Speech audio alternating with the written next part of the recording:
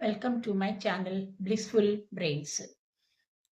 ఈరోజు వీడియోలో నేను ఆహ్, నిన్న మొన్న పెట్టినటువంటి 2 షార్ట్ వీడియోస్‌లో ఒక ఆహ్, సైకాలజీ డెఫినిషన్ గురించి చెప్పడం జరుగుతుంది.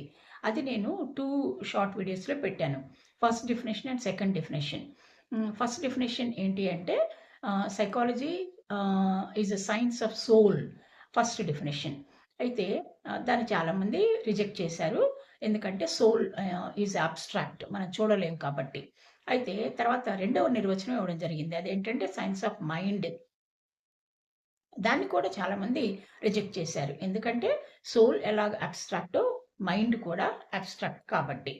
అయితే మరి మైండ్ సైన్స్ ఆఫ్ మైండ్ అనే దాన్ని కొంతమంది ఎందుకు యాక్సెప్ట్ చేసి అదొక నిర్వచనంగా ఇచ్చారు అంటే అందులో మనము ఆహ్, మనం మన మనస్సుని మనం అధ్యయనం చేసుకోవడానికి వీలు పడుతుంది అని వాళ్ళు భావించడం జరిగింది. మన మనస్సుని మనం ఎవరి మనసుని వాళ్ళే అధ్యయనం చేసుకోవచ్చు.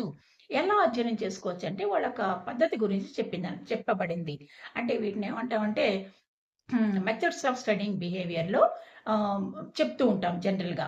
అయితే ఈ మనస్సును అధ్యయనం చేసే శాస్త్రం అని చెప్పేసి చెప్పినటువంటి వాళ్ళు సపోర్ట్ చేసినటువంటి మెథడ్ ఏంటంటే ఇంట్రోస్పెక్షన్.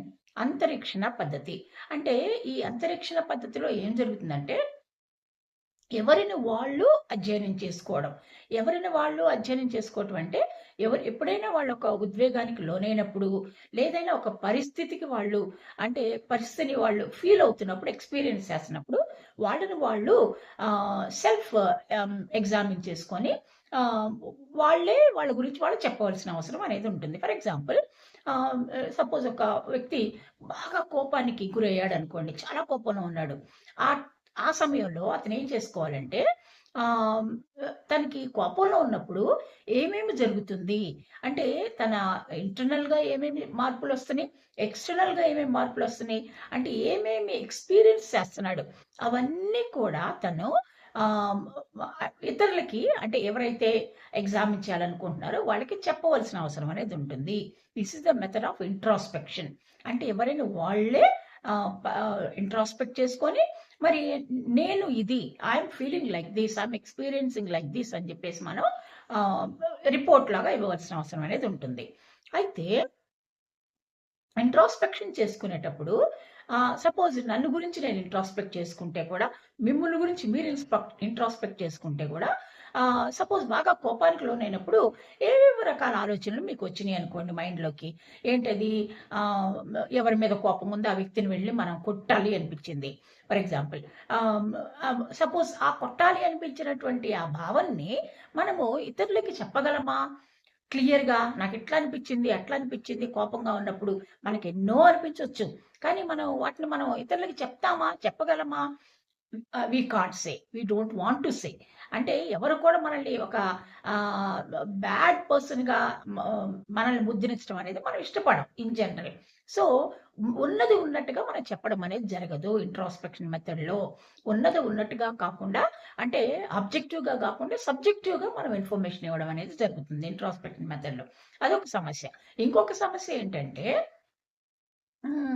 సపోజ్ మనం అప్పటికప్పుడే మనం ఎలా ఫీల్ అవుతున్నాము ఏంటనేది మనకి తెలుస్తుంది. మనం ఎక్స్‌పీరియన్స్ చేస్తాం. కోపం అనేటువంటి భావన నుంచి బయటకొచ్చిన తర్వాత అప్పుడు ఏమి జరిగింది? మనం ఎలా ఫీల్ అయ్యామనేది మనకు కొన్ని సార్లు గుర్తుండొచ్చు. గుర్తు ఉండకపోవచ్చు. Because actual state has gone.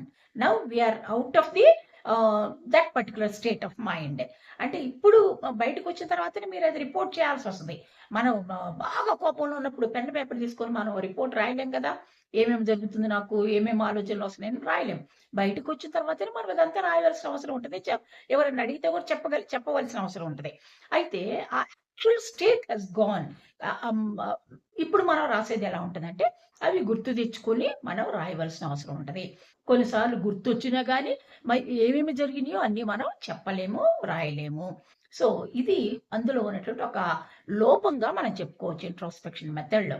అయితే ఇది ఒక విధంగా మంచి పద్ధతి అని కొంతమంది మనోజ్ఞాన శాస్త్రవేత్తలు చెప్పడం జరిగింది. ఎందుకు అంటే మనం ఎవరైనా ఎప్పుడైనా ఎక్కడైనా వాళ్ళని వాళ్ళు పరీక్షించుకోవడానికి వీలున్నటువంటి పద్ధతి.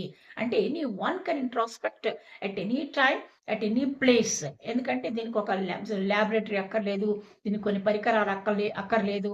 మనం ఎప్పుడు అనుకుంటే అప్పుడు మనల్ని మనం ఇంట్రోస్పెక్ట్ చేసుకోవడానికి వీలుంటుంది అని చెప్పేసి వాళ్ళు ఈ మన మనసును మనం అధ్యయనం చేసుకోవడానికి ఈ ఇంట్రోస్పెక్షన్ మెథడ్ ఉపయోగపడుతుందని చెప్పేసి చెప్పడం జరిగింది. అయితే ఓవరాల్గా నిన్న కూడా ఈ నా షార్ట్ వీడియోలో చెప్పడం జరిగింది. ఈ సెకండ్ డెఫినేషన్ అయినటువంటి psychology is science of mind అనే దాన్ని చాలా మంది రిజెక్ట్ చేశారు. ఎందుకంటే మనసు కూడా just like soul, it is also abstract, చూడలేం కాబట్టి. అప్పుడు మూడో నిర్వచనం ఇవ్వడం జరిగింది. అదేంటంటే psychology is a science of consciousness. Psychology is a science of consciousness. తెలుగులో చెప్పాలంటే ఇది చేతనాన్ని అధ్యయనం చేసేటువంటి శాస్త్రము మనోవిజ్ఞాన శాస్త్రం అని చెప్పేసి చెప్పడం జరిగింది. ఇది నేను నెక్స్ట్ వీడియోలో కంటిన్యూ చేయాలనుకుంటున్నాను. మీరు నా వీడియోస్ చూస్తున్నందుకు చాలా థ్యాంక్స్ అండి. మీరు నా రిక్వెస్ట్ ఏంటంటే మీరు రెగ్యులర్గా చూడండి. కంటిన్యూస్గా చూస్తే మీకు టాపిక్ ఏంటి, నెక్స్ట్ డెవలప్మెంట్ ఏంటి అనే విషయం మనకు అర్థమవుతుంది. అండ్ అంతేకాకుండా I want you and request you all to share and subscribe my videos. Thank you so much for watching my videos. Thank you.